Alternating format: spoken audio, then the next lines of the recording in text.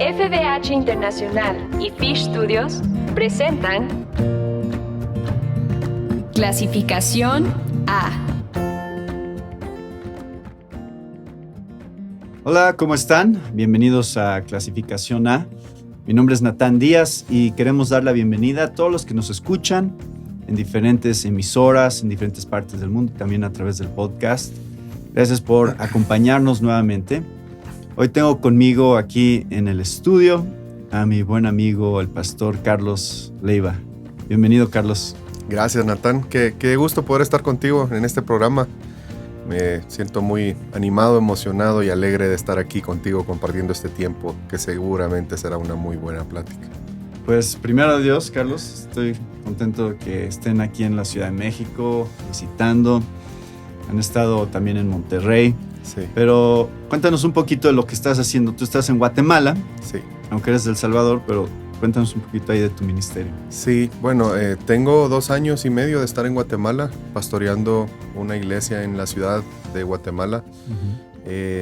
Y pues ahí estamos trabajando con la iglesia, contentos que el Señor nos haya llevado a Guatemala. Algo que no lo imaginaba, no lo tenía en mis planes. Pero el Señor es quien gobierna nuestras vidas y antes estaba pastoreando o era parte de un equipo pastoral en San Salvador, en una iglesia de San Salvador, y la iglesia de Guatemala fue plantada por la iglesia de San Salvador.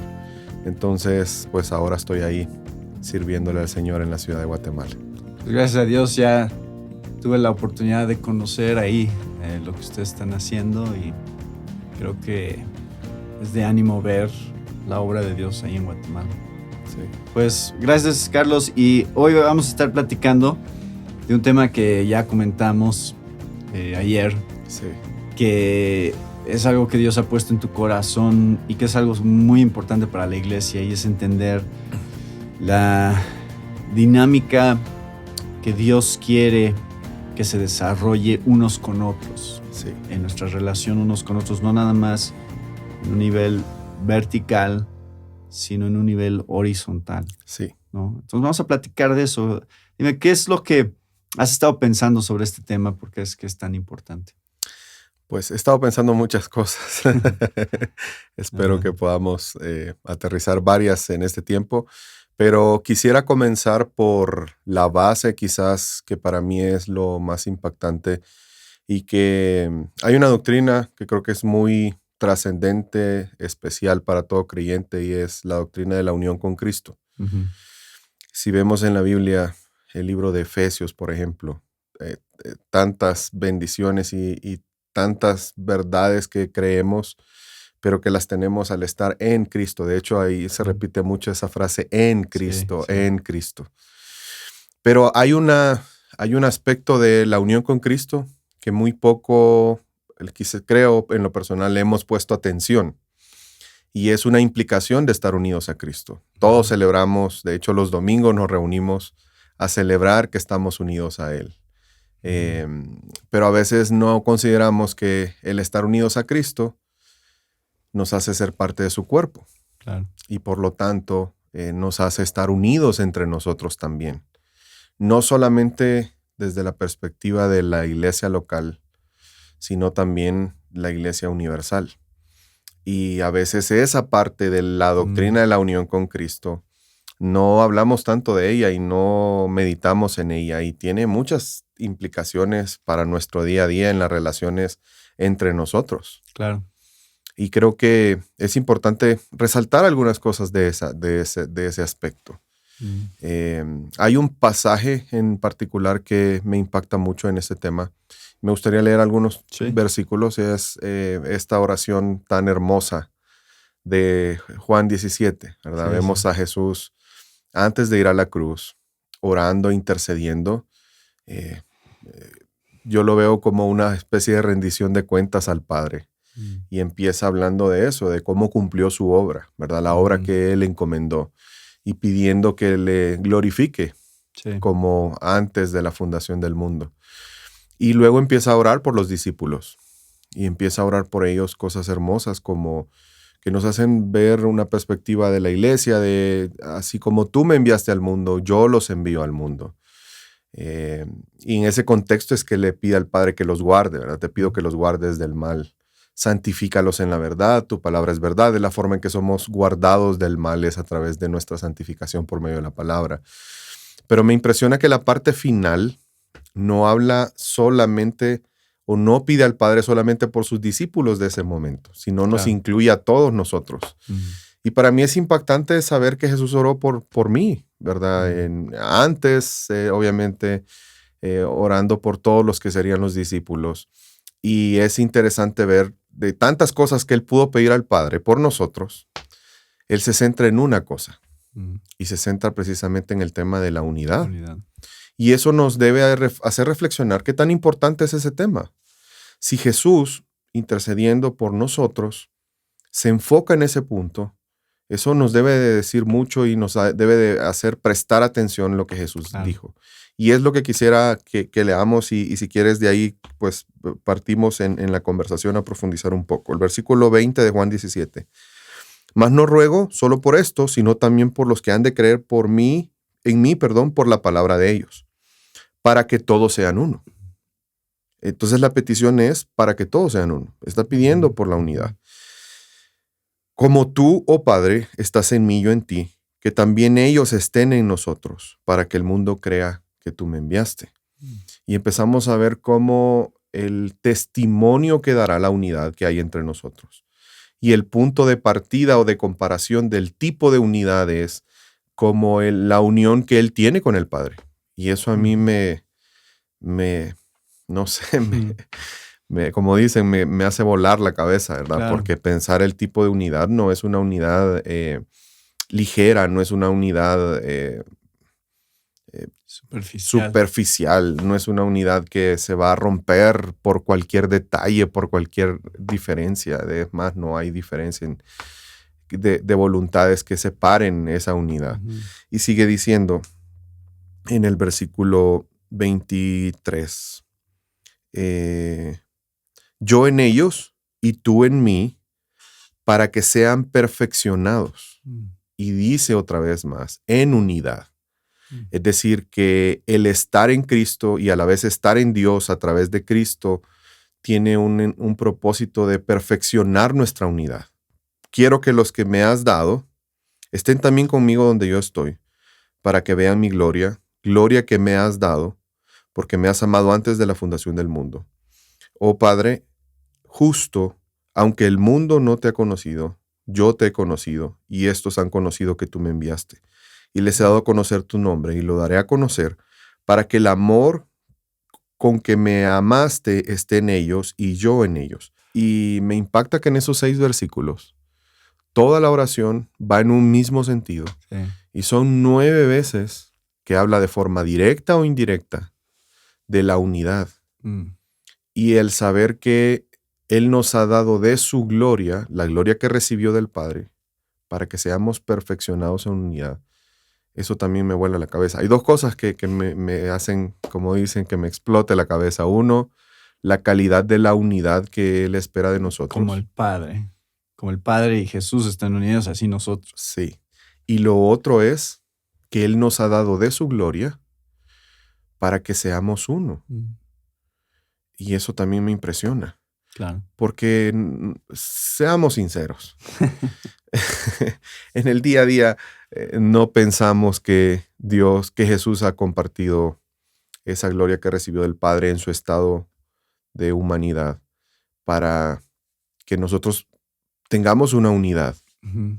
Y muchas veces es tan frágil nuestras relaciones interpersonales con otros hermanos o valoramos tan poco a veces el estar unidos a otros en Cristo, que eso a mí me ha impactado mucho en mi vida. De hecho, recién estamos en una serie en la iglesia de ese tema y he visto cómo la iglesia ha sido impactada en cómo hemos madurado todos en el entendimiento de esta verdad, pero en las implicaciones que eso tiene en el día a día. Claro.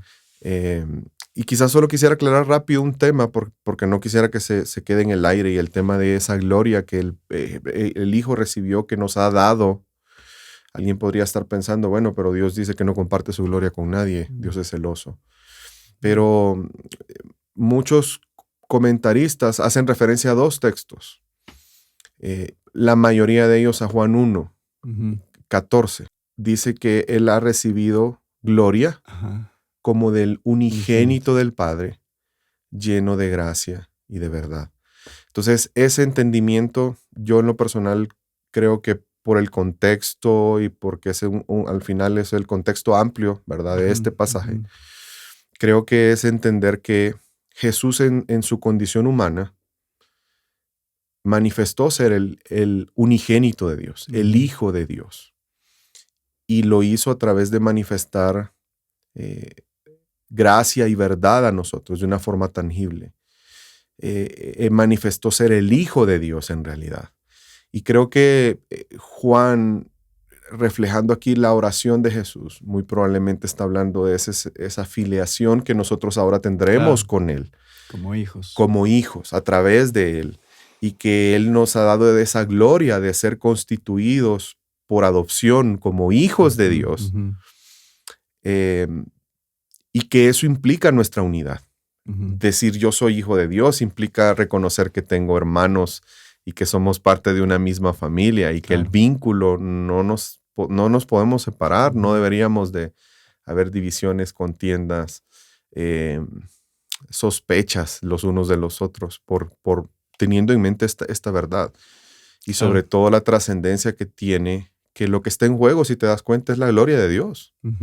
Y a veces entre nosotros puede haber una discusión o no nos ponemos de acuerdo en algo y nos separamos, nos dividimos y no nos damos cuenta que estamos poniendo en juego la gloria de Dios. Jesús dijo que a través de nuestra unidad el mundo creería que quién es Él.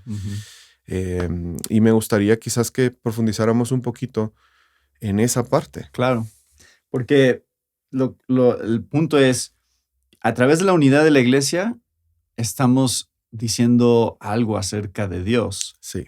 Y la gloria de Dios se está manifestando a través de la unidad de la iglesia. Así es.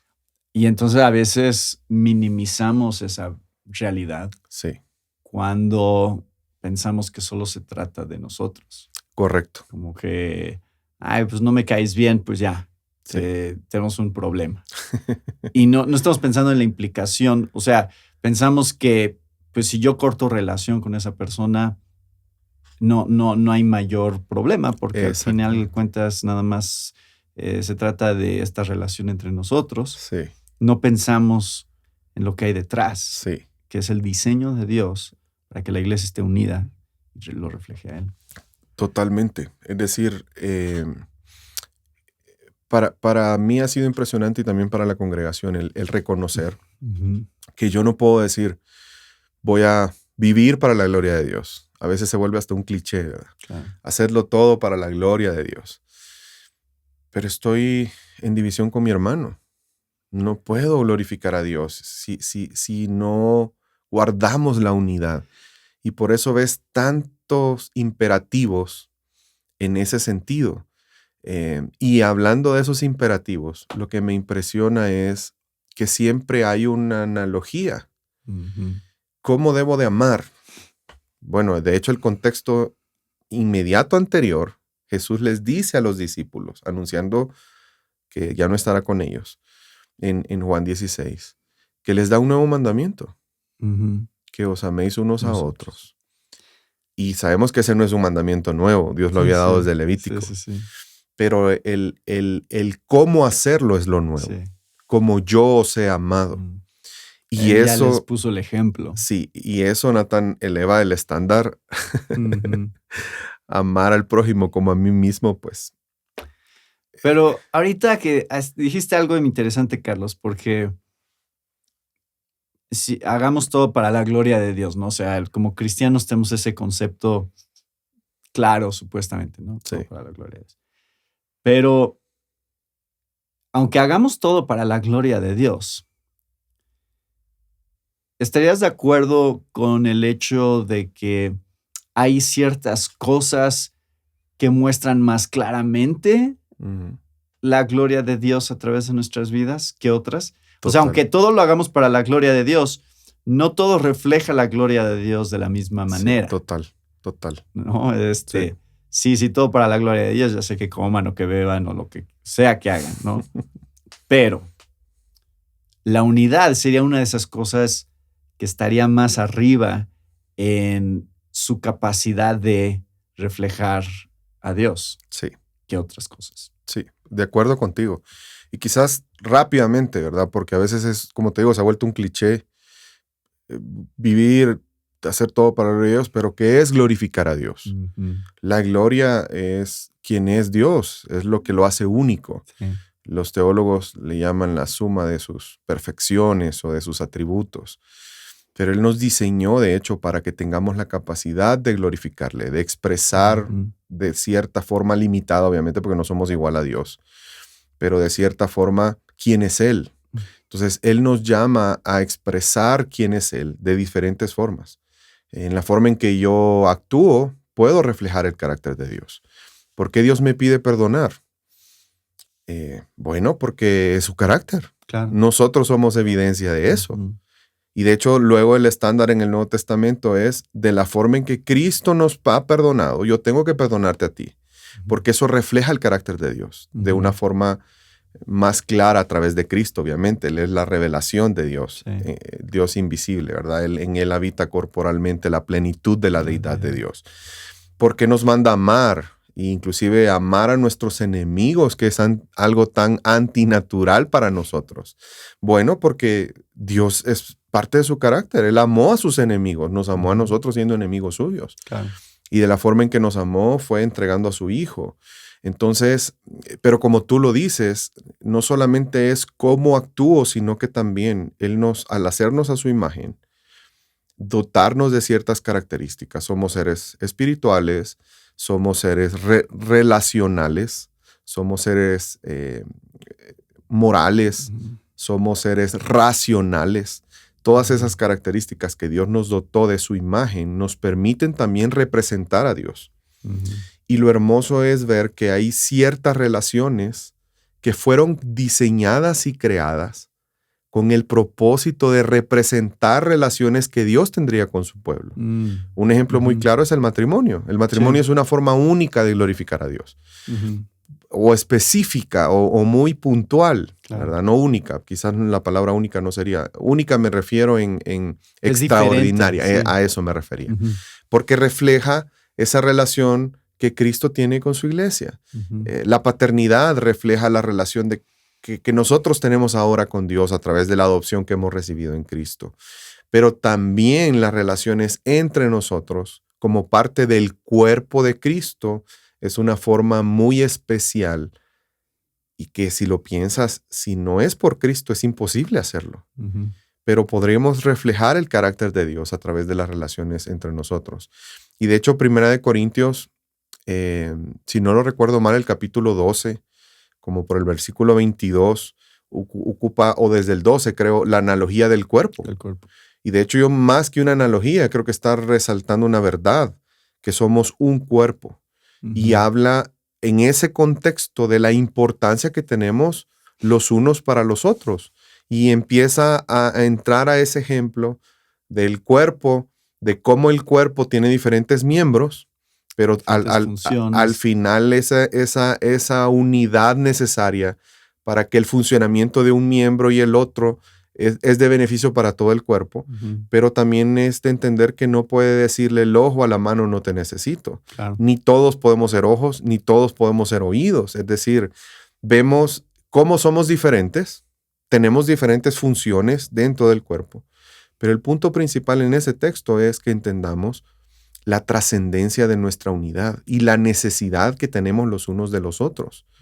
Yo no puedo vivir un cristianismo que hoy lastimosamente algunos tienen esa idea de mi relación es personal con Cristo, yo puedo vivir para Dios, solo necesito a Jesús, al Espíritu Santo y no necesito a nadie más. Esa es la mayor mentira que un cristiano puede creer, porque no vamos a vivir vidas que glorifiquen a Dios si estamos fuera del cuerpo. Sí, o sea, Dios diseñó la vida cristiana para vivirla en comunidad. Sí. Y hay un sentido comunitario inclusive en el plan redentivo de Dios. Sí. No está salvando nada más a individuos, No. está salvando a individuos para que formen parte de una identidad más amplia, Correcto. ¿no? Y cuando tú te quieres distanciar de la iglesia, realmente te estás distanciando de Dios, Sí. porque es el plan de Dios para nosotros. Sí. ¿Y cómo crees, Carlos, que fallamos? O sea, ¿por qué crees que fallamos en reflejar correctamente la unidad que Dios quiere que reflejemos como iglesia? Yo creo que en primer lugar te diría que el mayor problema del ser humano es el pecado. Ujú. Y el pecado es, de hecho, en muchos textos que hablan de los unos a los otros, hay exhortaciones a dejar ciertos pecados que involucran nuestras relaciones, la envidia, Chisme. chismes Sí, y muchos otros más específicos. sí. Pero quizás yo pondría uno y que se une a la cultura de hoy, y es el egoísmo, el individualismo. Mm. Hoy la cultura es una cultura individual que te hace centrarte en ti mismo. Creo que en ese tiempo esta cultura cada vez más está empujando a las personas que se vean a ellos mismos. Sí. Eh, Mis problemas, sí. mi vida, eso es lo único que me importa. importa, Y cada quien sálvese como pueda. Ujú. Si quieres ser feliz, la plenitud, bueno, hasta han llegado a decir, no vas a poder amar a otra persona si no te amas a ti mismo primero. Sí. O busca construye tu futuro, ¿verdad? Y creo que el unir el egoísmo con esta cultura que constantemente nos empuja ha permeado la iglesia Ujú. al punto de pensar que hay personas que no quieren involucrarse. Y no quieren involucrarse porque saben que el involucrarse implica una responsabilidad, implica que van a haber problemas. Trabajar con otros. Trabajar con otros. O sea, es muy fácil tener una relación muy cordial y amena si cuando yo te veo a ti es 5 minutos antes de que inicie el servicio, o te saludo en el tiempo del saludo y luego me voy y no te vuelvo a ver hasta el próximo fin de semana. Claro. Obviamente no tendremos problemas jamás y seremos... Bueno, aún así a veces hay problemas, ¿no? Aún con ese poquito de convivio. Pero... Entonces, creo que a veces es no querer incomodarse, no querer tomar una responsabilidad de cuidado mutuo, ¿verdad? Claro. De, como la Biblia nos dice, soportarnos. O sea, tenemos que entender que hay un elemento de soportarnos. Y creo que lo hermoso de este tema es que la Biblia nos guía a cómo solventar esos problemas. Jamás nos ha dicho la Biblia, Dios jamás nos ha dicho no van a haber problemas, pero Dios siempre nos muestra cómo enfrentar esos problemas y que obviamente la llave siempre es Cristo. El saber que entre más convivamos tú y yo, más aumenta la probabilidad que nos ofendamos. Claro. Pero es hermoso saber que a pesar de que nos ofendemos, en ese contexto podemos glorificar a Dios, porque podemos mostrar el carácter de Dios. Puedo perdonarte si tú me ofendiste, o si yo te ofendí a ti, tú me perdonas de la misma forma en que Cristo lo hizo. Sí. Y eso clarifica mucho, porque ¿cómo tengo que amarte? ¿Cómo tengo que perdonarte? Como Cristo lo ha hecho. Y basta con que, es decir, no nos está diciendo en una forma en que no podemos entender, porque tú y yo hemos recibido el amor de Dios. Sí. Sabemos a qué se refiere, es un amor sacrificial. Así como. Exactamente. Sabemos qué ha implicado que Dios nos haya perdonado. ¿Qué tanto nos ha perdonado? ¿Y para qué nos ha perdonado? Puedo darte un ejemplo. Se habla del perdón. Yo he escuchado hermanos que dicen, ¿sabes qué? Te voy a perdonar, pero ya no quiero caminar contigo. Y en el contexto de esto que estamos hablando, yo he llegado a cuestionarme, ¿realmente es un perdón que refleja el carácter de Dios? Porque Dios no nos perdonó diciendo, bueno, ¿sabes qué? Te voy a perdonar, te voy a salvar, pero tú eres tan malvado que no quiero tener una relación contigo. Claro. Y es todo lo contrario. Es tan grave lo que me hiciste que realmente... No vale la pena tener una relación contigo. Y vemos todo lo contrario. El propósito del perdón es que tengamos paz para con Dios por medio de Cristo. Es que podamos tener una relación, que nuestra relación con Dios sea restaurada. Que tengamos la oportunidad de relacionarnos con ese Dios santo a pesar de nuestro pecado. Sí. Entonces, ¿cómo hemos comprado esa idea o cómo hemos aceptado esa idea de que podemos haber un perdón tú y yo, pero que no haya una relación? No tiene sentido. O sea, no, humanamente tal vez sí, pero bajo la perspectiva de Dios, eso no le glorifica a Él. No es congruente con el Evangelio. Claro. Sí, ¿no? Y eso es algo que tristemente es demasiado común en las iglesias. Esta idea de tú me has hecho algo que ya nunca, las cosas ya nunca van a volver a ser igual, ¿no? Cada quien por su lado, mejor. Mejor ahí la dejamos. Sí. Y tristemente eso es demasiado común. Sí.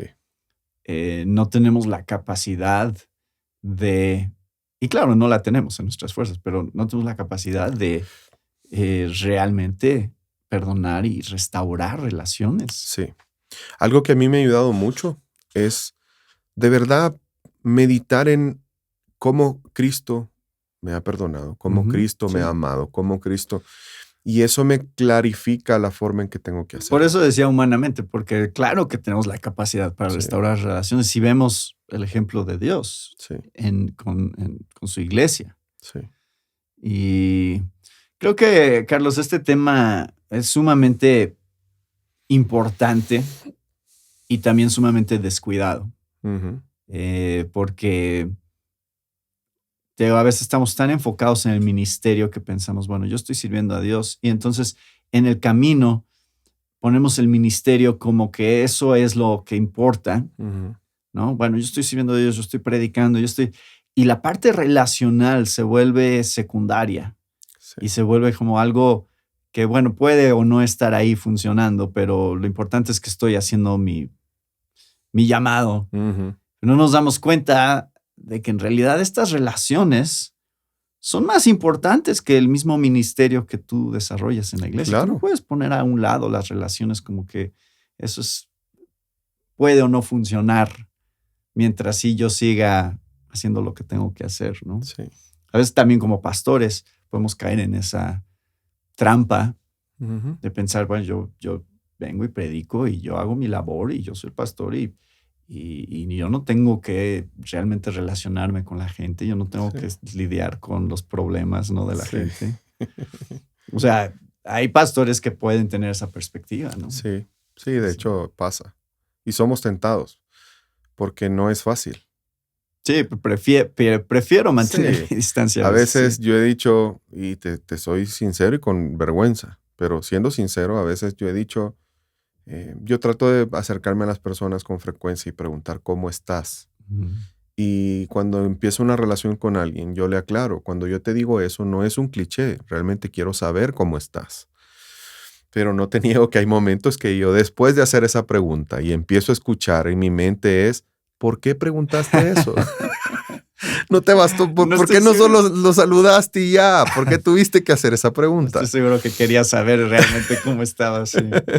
Pero como tú dices, al final es que entendamos el peso, el valor que tiene, el valor que, bueno, y a mí me impacta mucho en Hechos cuando Pablo le está hablando a los pastores de Éfeso y pone las cosas en su lugar. En cuanto a valor y peso, y les recuerda que es algo que los pastores tenemos que recordar, y todos en general, no solo los pastores. ¿Cuál es el valor de la otra persona? Claro. Es la sangre de Cristo derramada en una cruz. Ese es el valor que para Dios tiene cada uno de nosotros. Entonces, si Dios te valoró de esa manera, nosotros tenemos que valorarnos. ¿Cómo yo puedo desecharte? Sí, claro. Si Él te escogió, de hecho en Romanos 14 hay una frase que impacta mucho a mi vida cuando Pablo le está diciendo en esa discusión que generaba división de si deberían de comer ciertas cosas o no, y que unos juzgaban la espiritualidad de otros. Y él les dice una frase tan impresionante que es, ¿quién crees que eres tú para juzgar el siervo de otro señor? Yo no soy señor de nadie. Claro. Es Cristo. Y a veces nos pensamos con esa capacidad de poder juzgar a los demás y llegar a la conclusión de un veredicto de decir, no, tú quizás no vale tanto la pena, tú no, eres muy inmaduro, no, tú eres muy problemático, no, tú... Y bastaría con vernos en el reflejo del espejo y darnos cuenta que todas esas calificativos aplican primero a nosotros. Pero Cristo nos ha amado de tal manera que Él está dispuesto bueno, estamos en un proceso de madurez donde Él va perfeccionando su obra en nosotros. ¿Quién soy yo para juzgar la obra de Cristo en tu vida? Claro. Como que me lleve al punto de desechar a alguien. Sí. O sea, el reto es que nosotros podamos ver a otros como Dios los ve. Exactamente. No como nosotros queremos verlos. Exactamente, ese O es el tenemos reto. la tentación a verlos. Ese es el reto. Y la solución para la unidad es entonces siempre regresar al Evangelio, ver la obra de Cristo y pensar cómo estoy reflejando esa obra Sí, en mi relación con otros. así es. Y eso nos va a llevar a la unidad, claramente, ¿no? Y la motivación debe de ser la gloria de Dios. Y Lo que me tiene que empujar, aunque yo no quiera. esto va a glorificar a Dios. Exactamente. Pues muchas gracias, Carlos. Creo que esta fue una conversación breve, pero sumamente importante. Y espero que sea de bendición a todos los que estuvieron escuchando hoy. Amén. Es un tema que Dios puso en tu corazón y gracias a Dios por la oportunidad de hablar de esto. Gracias, Natán, también por darme la oportunidad de compartir esto con otros, que ha sido de tanta bendición para mí y para la congregación. Y gracias por este tiempo. Te agradezco. Gracias, Carlos. Y gracias a todos ustedes que nos acompañaron hoy con otro tema de interés para la familia de hoy. Se despide de ustedes, Natán Díaz. Esta fue una presentación de FBH Internacional y Fish Studios. Para más información, visita nuestra página www.clasificaciona.com.